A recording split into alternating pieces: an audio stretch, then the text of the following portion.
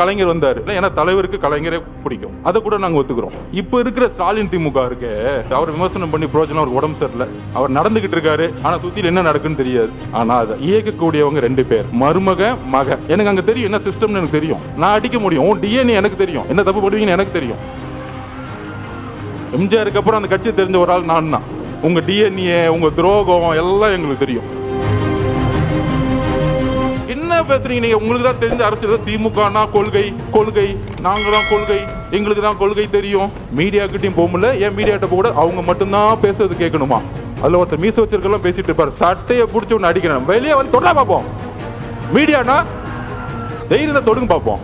வேண்டாம், நாங்களும் அண்ணா வழியில் இருக்கவங்க தான். அண்ணாவோட கொள்கையை நாங்கள் வந்து கடைப்பிடிக்கிறோம், தலைவர் கடைப்பிடிக்கிறாரு. அண்ணாவோட கொள்கை என்ன? பெரிய திராவிடன் 4 மணி நேரம் பேசுவான், எல்லோரும் சமமா நினைக்கிறது தான் அண்ணாவோட கொள்கை. எங்க தலைவர்கிட்ட பேசி பாருங்க 1 hour. இங்க இருக்கிற பிஎல்ஏ நம்பர் 1 தான், பொதுச் செயலாளர் 1 தான். அங்க ஒரே ஒரு டிஸ்கிரிமினேஷன் வந்து தூக்கி போட்டு போயிட்டே இருப்பார். எல்லாரும் சமமா இருங்க. அப்ப அண்ணாவோட குறிக்கோள் என்ன? சாதியை பார்த்து அவர் அரசியல் பண்ணல, மதத்தை பார்த்து அரசியல் பண்ணல, பணத்தை பார்த்து அரசியல் பண்ணல, ஊழலுக்காக அவர் வரல. இதுக்கு மேல என்னப்பா கொள்கை வேணும் எங்க தலைவருக்கு? சொல்லுங்க. நீ 10 மணி நேரம் மேடை போட்டு பேசுற வாழ்க்கையில் கடைப்பிடிச்சிட்டு போயிட்டே இருக்கிறார். நீ மேடை போட்டு எதுவும் கடைப்பிடிக்க மாட்டேன்னு எல்லாருக்கும் தெரியும். அதுக்கப்புறம் கலைஞர் வந்தாரு. நான் ஒத்துக்கிறேன், கலைஞர் மேல பெரிய விமர்சனம் 2 விஷயம் இருக்கு, குடும்ப ஆட்சியும் ஊழலும். அதுல பெரிய விமர்சனம். இன்னொன்னு சமூக நீதியை கொஞ்சம் உருவாக்குனாரு, அதுல எங்களுக்கு எந்த விதமான இல்லை. ஏன்னா தலைவருக்கு கலைஞரே பிடிக்கும், அதை கூட நாங்க ஒத்துக்கிறோம். இப்ப இருக்கிற ஸ்டாலின் திமுக இருக்கு, அவர் விமர்சனம் பண்ணி பிரோஜனம், அவருக்கு உடம்பு சரியில்லை, அவர் நடந்துகிட்டு இருக்காரு, ஆனா சுத்தில என்ன நடக்குன்னு தெரியாது. கரூர்ல பேட்டி கேட்குறாங்க, வந்தாரு, எழுப்பி விட்டாங்க. ஐயோ உங்க பையனுக்காக போங்க, அப்போதான் பழியெல்லாம் தூக்கி விஜய் சார் போட முடியும், நீங்க தயவு செஞ்சு எந்திரிச்சு போங்கன்னு சொன்னா அவரும் வந்துட்டாரு. 5 வருஷமா எந்த சாவுக்கும் போலையாம். போன்ல அஜித் குமார் கூப்பிட்டு அம்மா மன்னிச்சுக்கோமான்னு சொல்லுவாராம். ஆனா தாவே மேல குற்றம் சொன்னவன கிளம்புனாரு பாருங்க, சார்ட்டர் ஃபிளைட் பிடிச்சு. அந்த சார்ட்டர் ஃபிளைட்டை எப்போ புக் பண்ணாங்க, எப்படி வந்துச்சு, எப்படி நைட்டோட டேட்டா கிளம்புனாருன்னா அடுத்து சிபிஐ என்கொயரி வச்சுக்கலாம். அதை அப்புறம் வச்சுக்குவோம்.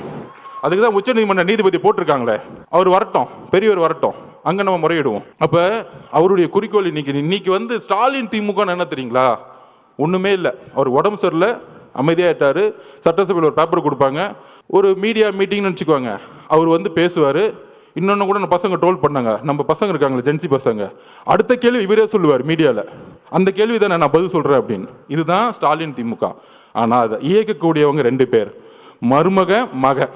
எனக்கு அங்கே தெரியும் என்ன சிஸ்டம்னு எனக்கு தெரியும், நான் அடிக்க முடியும். டிஎன்ஏ எனக்கு தெரியும், என்ன தப்பு பண்ணுவீங்கன்னு எனக்கு தெரியும். எம்ஜிஆருக்கு அப்புறம் அந்த கட்சியை தெரிஞ்ச ஒரு ஆள் நான் தான். உங்க டிஎன்ஏ, உங்க துரோகம் எல்லாம் எங்களுக்கு தெரியும். அப்போ அண்ணங்கிட்ட அப்பயே சொன்னானே, இதெல்லாம் பண்ணுவாங்க, இந்த சூழ்ச்சிக்கெல்லாம் பண்ணுவாங்க சுப்ரீம் கோர்ட்டு, நீங்க சொன்ன உடனே போயிடலான்னு. 16வது நாள் அமைதியாயிட்டோம்.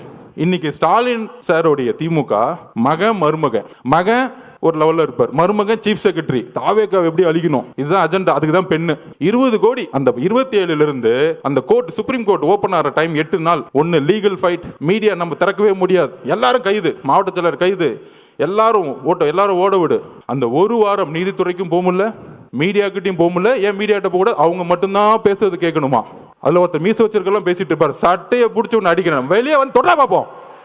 மீடியானா ஒட்டுமொத்த 2 கோடி மக்களோட உணர்வு நாங்க இருக்கிறோம், தைரியத்தை தொடுங்க பார்ப்போம். வேண்டாம்,